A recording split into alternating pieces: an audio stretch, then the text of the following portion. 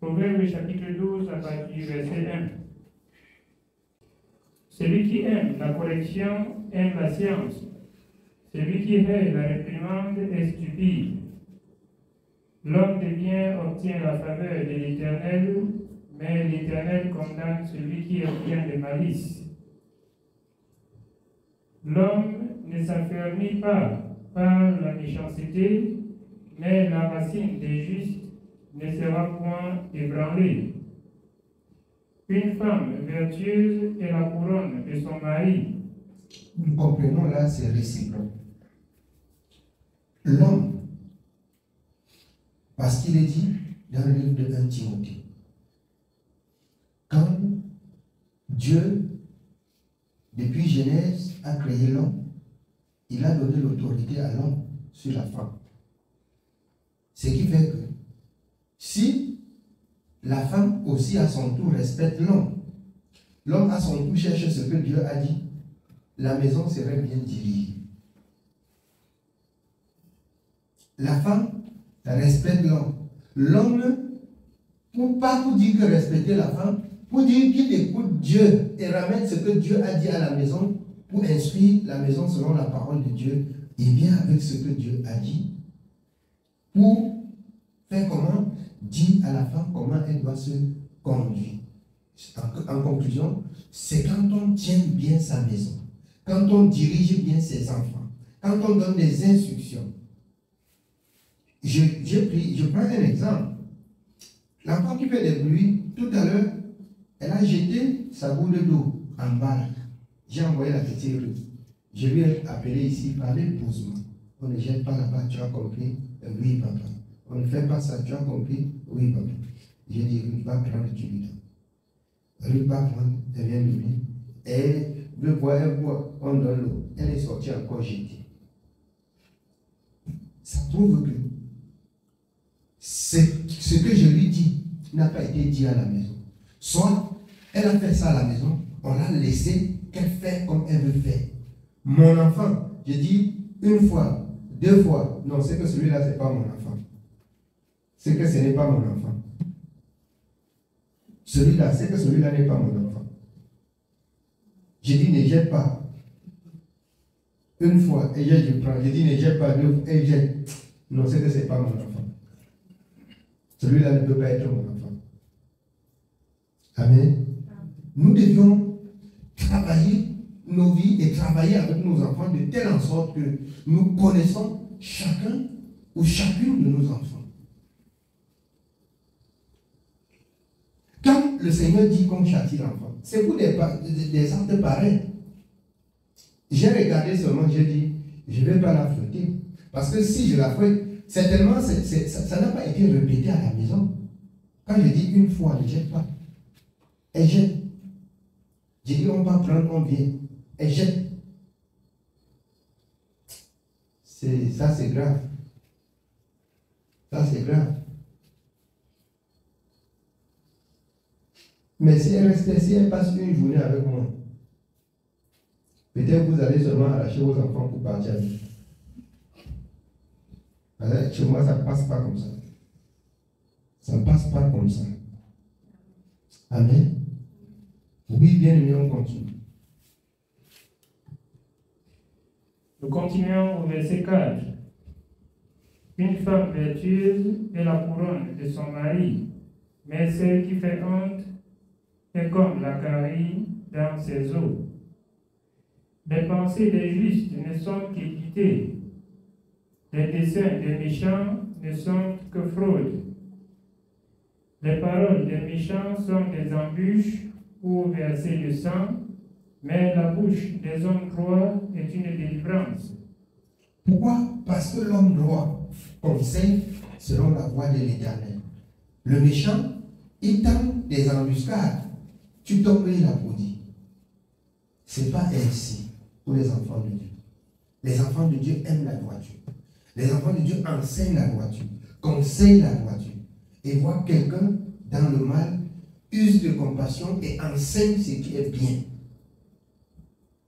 C'est pour ça que Dieu dit que ça commence dans nos maisons. Ça commence dans nos maisons. On fait comme ça. les enfants sont tout petits comme ça. On fait comme ça. On dit, serviteur, il va grandir, il est petit, il va grandir, il va changer. L'enfant là va grandir, c'est lui qui va vous changer, ce n'est pas vous qui allez lui changer. C'est l'enfant là qui va vous changer. Ce n'est pas vous qui allez changer l'enfant.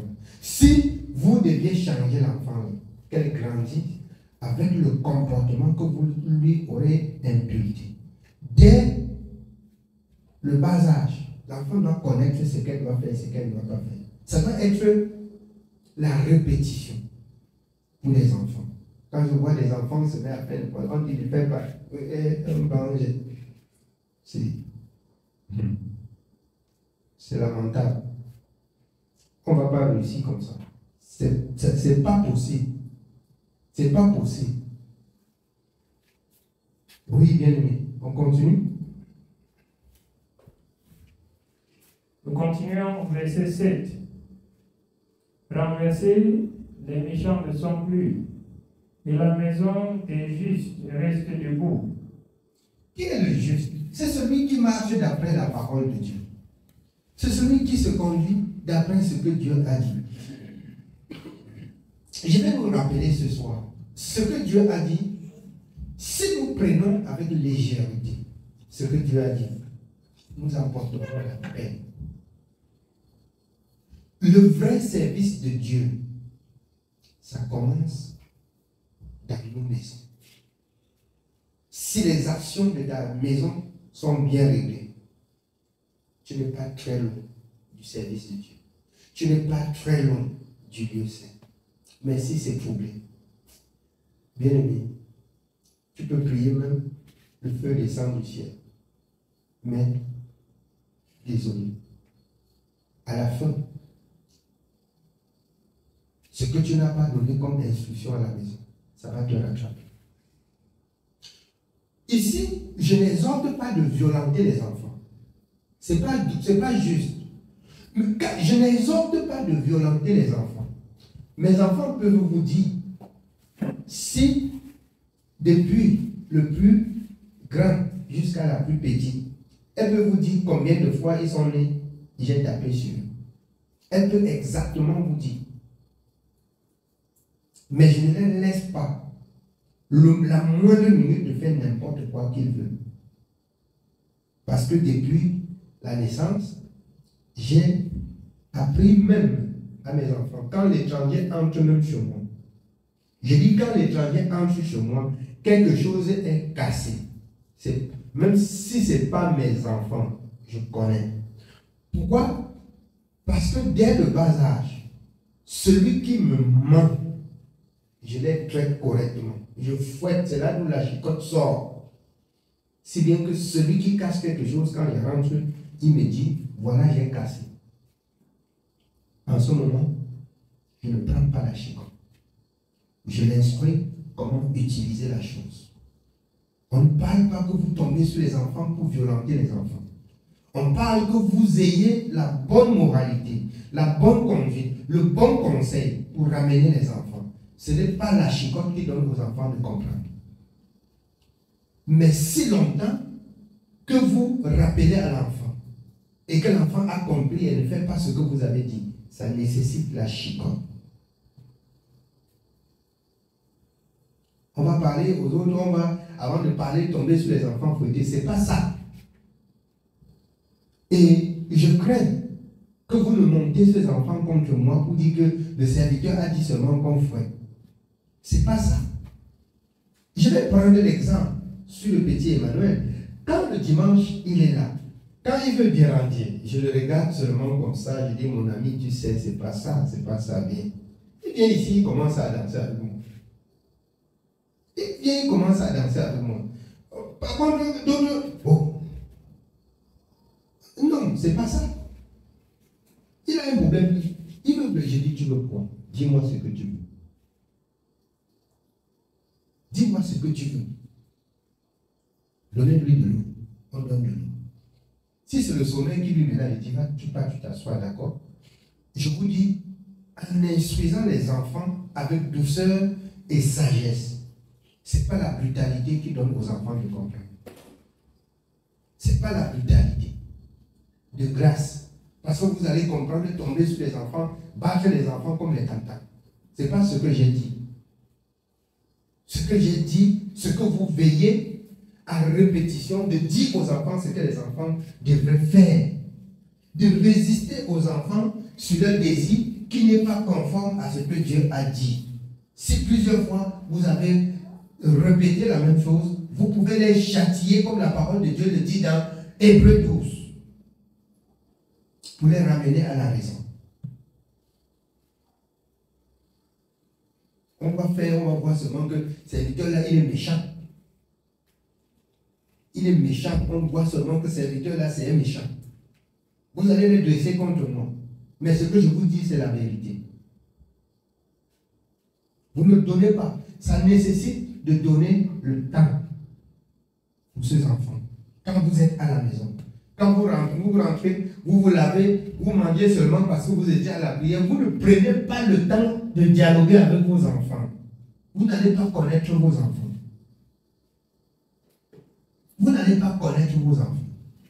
Je prends le temps souvent comme ça, même 23h, même 22h. Quand je n'ai pas passé la journée avec mes enfants, quand j'entre dans ma chambre, eux tous ils viennent. Ils s'asseyent là, on bavarde. On cause. On bavarde. Alors que je dormir, il dit, mes amis, sortez de ma chambre. Et chacun sort en rien. Ce n'est pas la colère. Chacun sort en rien. Mes enfants sont là, je parle devant eux. Vous les demandez, ils vont vous dire. Prenez le temps de dialoguer avec les enfants. Il ne faut pas que tu traites l'enfant de façon que l'enfant te voit. La peur lui enveloppe et il cache ce qui est mal dans son cœur. Ce n'est pas ça. Donnons-nous le temps pour ces enfants. De même que nous donnons le temps à la parole de Dieu. Ces enfants, la parole de Dieu pour ces enfants, c'est nous. La parole de Dieu pour ces enfants, c'est nous. Donnons-nous du temps à ces enfants. Si tu rentres seulement, je suis fatigué, j'étais à l'église, pardon, laissez-moi tranquille. Ok. L'église, c'est pour toi seul. L'église, c'est pour toute la maison. Comme tu pars à l'église, là, c'est que tu as appris à l'église, rapporte à la maison. Même si c'est fait tard, et que les enfants ne dorment pas, prends le temps d'échanger avec eux. Nous devions disposer le temps pour ces enfants. Chaque personne, selon la parole de Dieu dans le livre de 1 Timothée 3, doit premièrement diriger bien sa propre maison. Sinon, vous pouvez prendre le micro, vous vous mettez debout. Vous parlez de la part de Dieu, vous n'aurez rien à dire. Ce que vous allez dire n'aura pas de sens.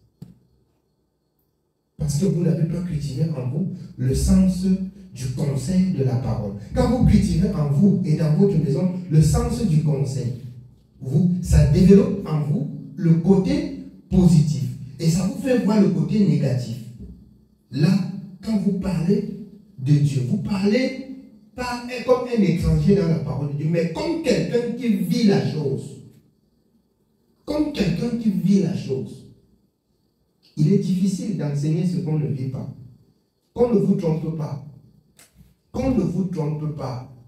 Un pasteur même qui ne met pas en pratique la parole de Dieu ne peut pas enseigner ce qui est juste.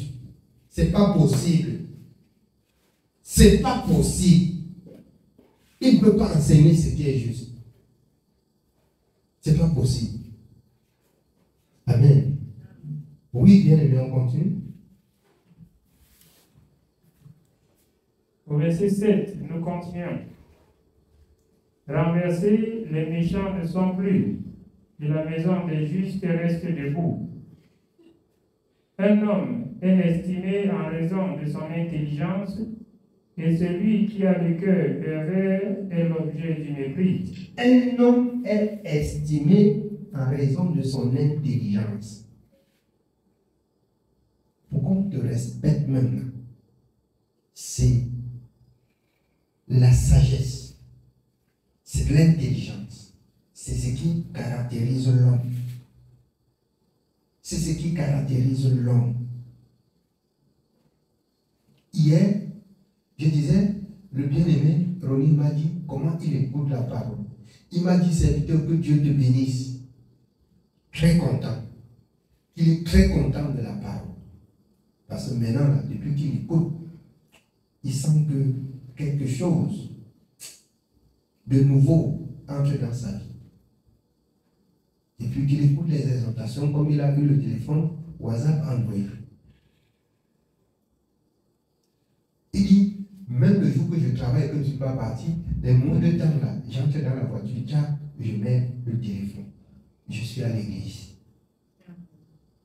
Il a parlé avec beaucoup de gens. Et je rends grâce à Dieu. Ce que nous écoutons, n'écoutons pas seulement, mais mettons en pratique. Le conseil qu'on reçoit chaque jour de Dieu, là, vraiment, que votre douceur soit connue de tous. Allez appliquer à la maison. Allez à mettre en pratique à la maison. Ne soyez pas seulement des violents pour les enfants. Je ne vous ai pas envoyé d'aller violenter les enfants. Je ne vous ai jamais envoyé d'aller violenter les enfants, mais de rappeler avec douceur et sagesse ce que les enfants doivent faire pour être agréables à Dieu. De leur résister en ce qui concerne le mal. C'est tout ce qu'il faut faire. Amen. Oui, bien. Nous continuons au verset 9. Mieux vaut être d'une condition humble et avoir un serviteur que de faire de glorieux et de manquer de pain. Mieux vaut être de cette condition humble et avoir un serviteur. Vous comprenez ce que ça veut dire? Qu'il vaudrait mieux que je travaille chez quelqu'un pour avoir mon bout de pain que de faire le gros dos que je suis le patron et que ça ne va pas et que je crie tous les jours. Vaudrait mieux, j'ai un patron, je travaille chez lui. Je sais que mon salaire, si je sais Dieu, comme Dieu a dit, mon patron ne peut pas retenir mon salaire. Amen. Que de faire le gros dos pour être patron, pour ne pas être, pour manquer le pain, et ne pas servir en même temps Dieu. Parce que le manque de pain là, ça crée la distraction et le manque de temps aussi pour servir Dieu.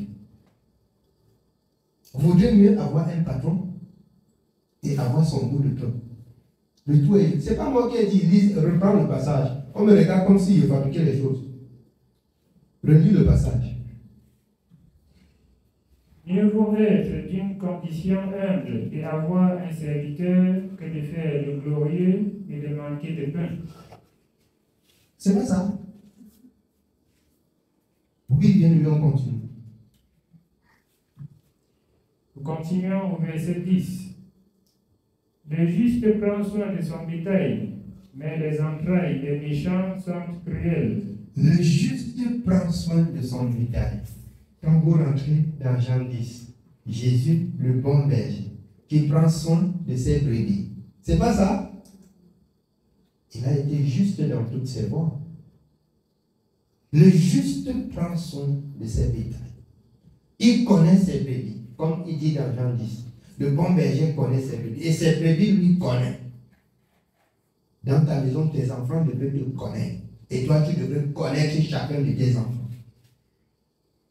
C'est juste. On n'est pas là pour enseigner le désordre qu'on enseigne dehors. Mettez en pratique premièrement la parole dans vos maisons. Et vous n'allez plus venir me trouver. Sachez quand on se met à genoux devant Dieu, c'est précieux pour ceux qui font les moindres bruits là. Regardez dans le monde. Si on annonce que le chef d'État arrive là, mon ami, l'oiseau même vole là. Les gardes tirent sur lui. C'est pas ça? Les gardes, vous voyez, on met les gardes sur les... si tu as ta maison en étage, c'est sur son passage, on ne demande pas ton avis pour mettre les gardes sur ton toit. C'est pas ça? C'est pour vous dire, Dieu est plus grand que votre président. Quand on se prosterne devant Dieu, gardez-vous de faire les bruits. On ouvre les portes de cuisine, brabant. On ouvre les portes de chambre, brabant. On est devant Dieu. Et toi, que j'ai dit que tu t'occupes de la cuisine, là, quand la prière commence, là, ferme ça, tu mets les clés dans ton sac. Quelqu'un vient à l'état, va la nourriture, il met là, lui, va mettre. Soit, quand tu es libre avant de mettre à l'air, désormais, à partir de ce soir, quand on commence, tu fermes. Et la chambre, là, ça reste fermée. On vient prier, on vient pas se coucher dans la chambre. Fermez et vous tenez les clés. Ce qui reste ouvert, c'est les toilettes. Amen. Si vous avez des enfants qui vont déranger, mettez-le dans les cours. Quand la prière commence, tout est fermé. On ne vient pas ici jouer. Si nous sommes là pour servir Dieu, nous devons servir le Dieu de la parole comme il se doit. Servons le Dieu de la parole comme il se doit. Ceux qui aiment la justice, ils vont aimer. Ceux qui n'aiment pas la justice, ils vont bouder. Je reste sceptique là-dessus. Je hais la voix du péché. Elle ne s'attachera pas. Amen. Tu as bien compris. Toi qui gardes la cuisine là, je ne veux pas répéter. Tu sais que je vais oublier que tu es la mère. Je ne veux pas répéter ça. Amen. Oui, bien aimé, on continue. Nous continuons au verset 11. Celui qui cultive son champ est rassasié de pain. Celui qui cultive son champ est rassasié de pain. Bien-aimé, il est inadmissible que tu fais le bien et après tu reçois le mal. Que tu donnes la bonne éducation et que le mauvais domine. Ce n'est pas possible. Cultiver son champ, c'est comme nos enfants. Que nous initions dans la parole. S'ils réussissent dans la parole, vous pouvez avoir une retraite assurée. Vous vous couchez comme ça, vous regardez vos enfants, vous mourrez en souriant. Et rassasiez des jours comme c'est dit dans Ésaïe. Mais il y en a que c'est l'oppression des enfants là, c'est qui les tue. On regarde seulement l'enfant, le cœur lâche. Amen. Non, nous ne voulons pas ça. Et à partir de ce moment, vous allez comprendre que ce n'est pas le jeu. C'est quand ils vont prendre de l'âge que vous allez comprendre des choses que je dis là. Et le regret va s'installer. Et ils vont vous donner la palpitation à vous seuls, ce n'est pas à moi. Amen. Oui, bien aimé. Nous sommes au verset 11. Celui qui cultive son champ est rassasié de pain, mais celui qui poursuit des choses vaines est dépourvu de sens. Les méchants convoitent ce que prennent les méchants, mais la racine des justes donne du fruit. Il y a dans le péché des lèvres un piège pernicieux. Il y a dans le péché des lèvres un piège pernicieux. Dans le péché des lèvres, ce qui sort de ta bouche. Plus que toute chose, veille sur ton cœur.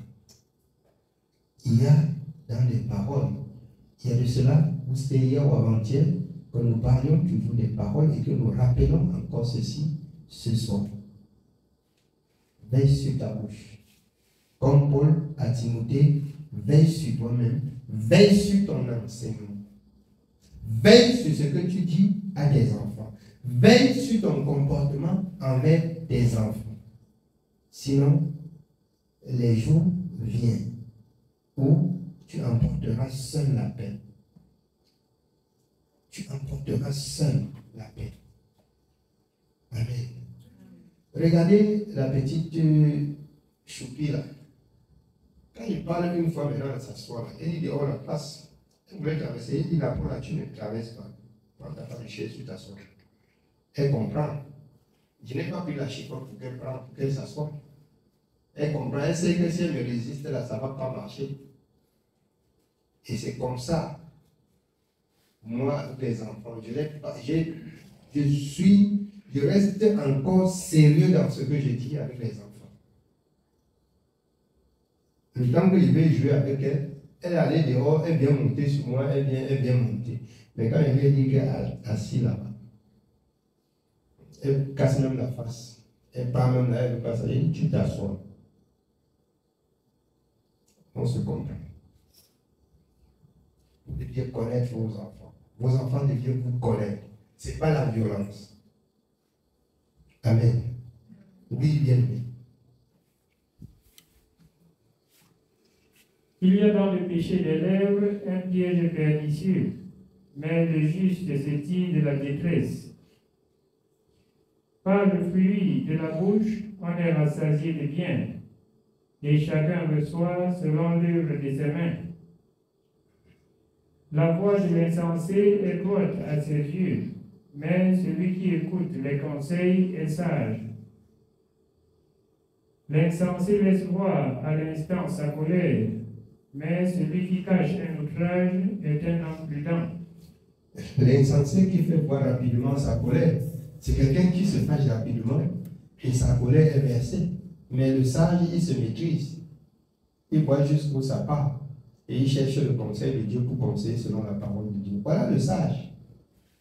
L'insensé, sa colère monte rapidement comme la température. Ça monte. Ça monte. Et ça crée le désordre et ça sort dans sa bouche. Amen. Oui, bien oui. Celui qui dit la vérité proclame la justice, et le faux témoin la tromperie. Tel qui parle légèrement blesse comme un glaive, mais la langue des sages apporte la guérison. La lèvre véridique est affermie pour toujours, mais la langue fausse ne subsiste qu'un instant. La tromperie est dans le cœur de ceux qui méditent le mal, mais la joie est pour ceux qui conseillent la paix. Aucun malheur n'arrive au juste, mais les méchants sont accablés de maux. Les lèvres fausses sont en horreur à l'Éternel, mais ceux qui agissent avec vérité lui sont agréables. L'homme prudent cache sa science, mais le cœur des insensés proclame la folie. La main des diligents dominera, mais la main lâche sera tributaire. L'inquiétude dans le cœur de l'homme là-bas, mais une bonne parole le réjouit. Le juste montre à son ami la bonne voie, mais la voie des méchants les égare. Le paresseux ne rôtit pas son gibier, mais le précieux trésor d'un homme, c'est l'activité. La vie est dans le sentier de la justice. La mort n'est pas dans le chemin qu'elle trace. Amen. La vie est dans le sentier de la justice. L'amour n'est pas dans le chemin qu'elle trace. Alors pour ceux qui auront aimé la vie, ils ne verront pas la mort. La seconde mort, bien sûr.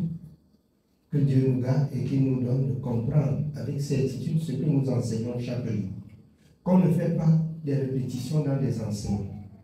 Que le Seigneur nous bénisse. Amen. Amen.